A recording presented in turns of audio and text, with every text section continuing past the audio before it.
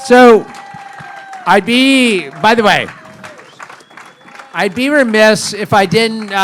Let me start by this gentleman right here, Scotty Bradfield, who I've known for so many years through the years of Fuel TV, and then, gosh, man, he basically built Red Bull TV, and like all of Red Bull, and in terms of Rampage would not exist, in my opinion, if it wasn't for this guy, because this guy, he loves mountain biking more than anyone on the planet. So, can we get a round of applause for Scotty Bradfield? This gentleman is incredible. So, thank you, Scotty. Thank you for being here. And then, so this guy, by the way, which we talked to earlier, I'm like, this guy, ay, coño. You guys, Paul is a gentleman, or maybe not so much. I don't know. It depends on the night. I don't know. No, that's actually. But so, Paul, talk about this film and how hard it was to kind of do this, because it was not an easy task, right? No, not. I mean, It was. To be honest with you, I never even thought this film would even become reality. It was one of those things that I was in the hospital bed looking at the popcorn ceiling, and literally a week before I got hurt, I bought this video camera. And knowing the fact that I was going to be in the hospital for 3 months, I started shooting my day-to-day recovery. And next thing you know, I knew this was going to be something that was going to help others, and it was going to become something that I think people can learn. You know, I was guilty. Like, I had no education whatsoever when it came to spinal cord injuries, and I had friends that lived in wheelchairs and sustained spinal cord injuries, and I never knew what they had to deal with behind closed doors. So I thought it was very important for me to start documenting my day-to-day situations. Can you guys please just give a little love the fact that he was able to to expose himself the way he did? So that's hold on, the P clip alone, by the way. So, Paul, I do want to ask, so when going through all that, when you put that out there, were you worried about I don't know, any the blowback, or were you actually enhanced by people oh, thank you? I was nervous, absolutely, Yeah. And these guys are so great to work with. Ben, Bryan, Scotty Bradfield, everybody here. I came on as executive producer as well, and I could have pulled all those scenes out. And you know what scenes I'm talking about, right? But if I would have done that, it would have been the most fake shit I ever done in my life. Here I'm trying to tell a story about spinal cord injuries and what goes behind closed doors, and I could have done that, right? But I was like, I would have been so fake. Here I am trying to bring awareness, trying to bring education to this field, and I was okay with it. If it was gonna be maybe those embarrassing moments, that's okay. As long as it was gonna help others, I was totally cool with it. Well, there you go. Okay. So, if we can, I'm gonna continue. I don't know if we want to continue with a five-way, but I would love to. Can we talk filmmaking for a little bit? This is the team. 5 years right here. Okay. So let's. You know what? We're gonna do it like this. We're gonna do it nice and loose. So, let's do. I want to start with Fern. By the way, Fern. Love you, brother. Okay. So. Fern, by the way, Fern, if you're like a little, I don't know, you're in the universe. You're bouncing off, you're so unique, dude. I love your approach on everything. You look at stuff from such a unique perspective. So when you came into this story, which, by the way, I obviously you're downhill mountain biker, right? No. No. Okay. Okay, we got that covered. His Instagram posts scare me. But you approach it with a very unique perspective, and I want to understand how the impetus of like bringing in other outside stories and how you made his story really like matter on a global scale. So take me through that process. Well, it was we had a 2-year window, right? We approached the film as like how to maximize Paul's gains, or really anybody who suffers that injury has a 2-year window to maximize their gains. At least that's the idea. That's the initial idea of the film. So that's what we did. We set out and we started to document about a year after, or thereabouts, after Paul did, because he did the initial documentation. And then, but like through talking to doctors and everything, we realized that everybody's injury was unique and different. And if we were going to tell Paul's story, we also had to tell the story of the injury and how that affects different people in different ways. And we were trying to figure out, well, how are we going to do that? You know, like, what's the best approach? And we had, at one point, we wanted Christopher Reeve to be in the film, right?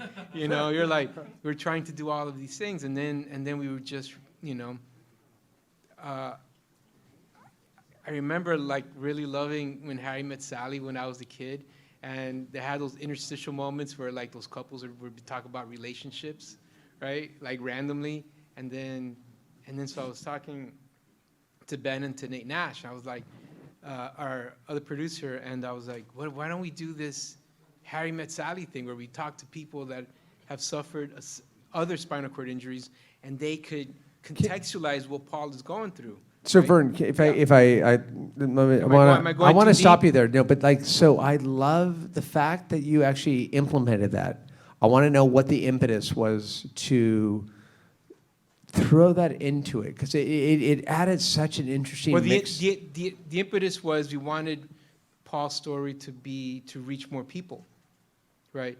And we wanted it to have a bigger impact. You know, as a filmmaker, you always want to have as broad an audience as possible, and you want your film to touch as many lives as possible. And Paul's story, I felt, could be enhanced by the context of other people's experiences and other people's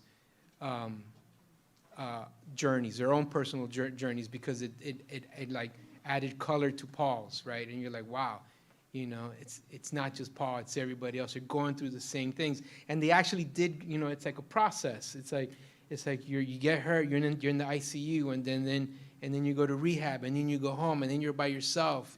And then you go to that depression stage, and you try and figure out what your life is again. It's like they all go through it, you know, and that was a remarkable thing. And so Paul's story is unique to him, but it's a shared experience with everybody who suffers that injury. So thank you for seeing that. It's so important. I'm going to shift gears, by the way, to Mr. Ben Bryan here, who on the Red Bull side, you deal with a lot of stories that come into your kind of playfold, and you're like, oh yeah, that's okay, that's a good story. What was it about this story that you're like, okay, this makes sense? Well,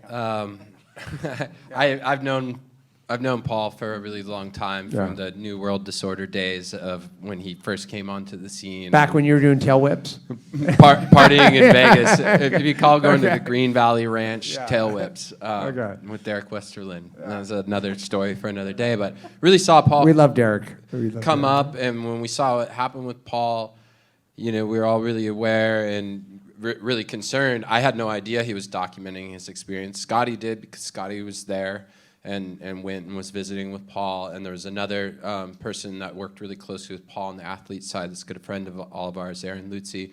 And he was just like, Paul's capturing this amazing stuff, and I think he wants to do something with this. And I mean, Paul, you may have omitted something, but I'm pretty sure he just did a dump of everything, and there was such raw stuff. It was so brave to even send it to us, whether or not we were going to use it, and let us see everything that he had captured. It was just completely incredible. It wasn't even a decision. It was going to be a hard thing to, pitch up the ladder, and Scotty was like, no, we're doing this. Like, we're going to make this shit happen. And kudos, because we just started. We really kind of jumped in, and we just started, and we knew that it needed to be bigger than Paul. That's something Paul said from day one, like, this story needs to be bigger than me, and like, the other people do contextualize it, but beyond that, like, we're all cruising through life, and we think we have this plan, and something, whether it's spinal cord injury or anything else, comes and knocks us off that trajectory, and we have to reimagine life in a new way, and that's very universal, and I think that's what we were ultimately able to achieve with the film. So, yes, I 100% agree. I do want to give Scotty a chance, because you've been there. Yeah, grab that mic. But you've been there from the get-go, and I will say, in the early days of Red Bull, like pre-Fuel TV, and then going into Red Bull, when it comes to Rampage, you are, I don't know, you're like our papa in charge, and we were just like, yeah, no, Scotty's got it. It's all like, we're good, but you've always been there. So explain to people how gnarly Rampage is in terms of sporting events. Like, these people, by the way, show of hand, who has been to a Rampage? Okay, so we have like 3 hands, 4. Okay, so you guys are missing out on life. Okay, so I'd say there's 2 events you need to see: Chopu at full force in the boat, and then I'd say Rampage. Yep. You can't watch it on film; it doesn't do it justice. So talk about Rampage and why you've been so passionate about it over the years. The funny thing about Rampage is, growing up here in Laguna, and there was a bit of a faction between us early days, Southern California rioters and things that were happening up in BC. Rampage is actually something, when it first started, something I actually didn't give a shit about. I actually didn't like it. I actually thought it wasn't a very good example of what the sport was. And that was the very early days. And that was at the time in which the sport was dying. So racing was dying, all of it was dying. And then after like the second year Rampage, it kind of started lifting up the sport into a new area. And it started really representing the kind of riding I was doing and what most of us do in Laguna. But we weren't jumping off of shit, because you can't jump off of shit here in Laguna because there's no landings and there's no traction. So we were riding down it all. And so I started getting some affinity for it. So when I ended up getting to Red Bull, Rampage was gone, didn't exist anymore. And I thought it was really important, so I fought really hard to bring it back. And I thought it was important to bring back because mountain biking needed something spectacular. And these athletes, they perform at a level that most people cannot even remotely imagine. And I frankly get blown away every year I go. And I get the luxury of seeing it happen through the week of practice, seeing blinds get guinea pigged, which means the first time they actually do something. You see the best guys on the planet, the gnarliest guys on the planet. When you see Cam Zink get scared to do something, it's pretty fucking gnarly. And you see that, and you see Andre, you see Paul, all these guys stepping up, and they do these lines for the very first time that they've been dreaming about day in, day out for 2-3 weeks. And you see it come to life, and then the event is like the moment. And we go, we have every safety precaution you can possibly have, and we have everything in there that we can possibly do, but it's a gnarly event that you have limited control over. And I remember the morning very clearly. I remember the morning of that day. I saw Paul at the starting gate. We high-fived. It was early. It was probably 7:30 or something. And he was heading up the hill to get a practice run in, I think. And me and Tippy were off to the side, fucking shooting shit, watching the runs go down. Hold on. Was Tippy smoking a joint? No, because he was working. Okay. He was working. All right. Okay. So Tippy and I were watching it from the mid-mountain section, and then I had a radio on, and then of course we all saw what happened. I got really, really surreal, and then the next couple months got pretty crazy with Paul. It's one of those things where, Scotty, you and I have had the pleasure and also the kind of the heavy kind of situation where we've been part of a lot of rampages. It's like when things are awesome, it's great. Yep. When things go awry, it's the worst. You don't want it. When the second you see that helicopter coming in, it's like it's work, right? Oh, it's the second you see somebody come off their bike. There's almost, we had 1 year, I don't remember what year it was, but we had so many new people, and we had a qualifying year, and there was like these people that should have been up on the hill. I mean, Nikolai Rogankin, when he showed up the first time to Rampage, he asked if he needed to ride a front brake. And he was like outside of his orbit, and that taught us a lot. Like, we were just like, okay, we got to be more stringent about who we bring in. We got to be more careful, because it is so life and death. And then you watch. What's crazy is like I love you bring up Nikolai. His evolution. Like, you look at him now. Like, he's living in Virgin, basically. Like, he knows he needs this space to be like viable. Like, it's so cool to see him like actually trying to get comfortable in that. Oh, I agree. Yeah. Yeah, for sure. So I want to shift it back to Fern real quick. So Fern, you obviously when you jumped into this world of mountain biking, I want to know what was the big big takeaway that you're like, wow, I'm so amazed by these guys, like on some respect. Like, what was the big amazement, like when you started to like watch what these guys do and why they do it? Like what was the big takeaway for you? It's how dangerous it is. Yeah. Because I went to Rampage. I've been there twice, and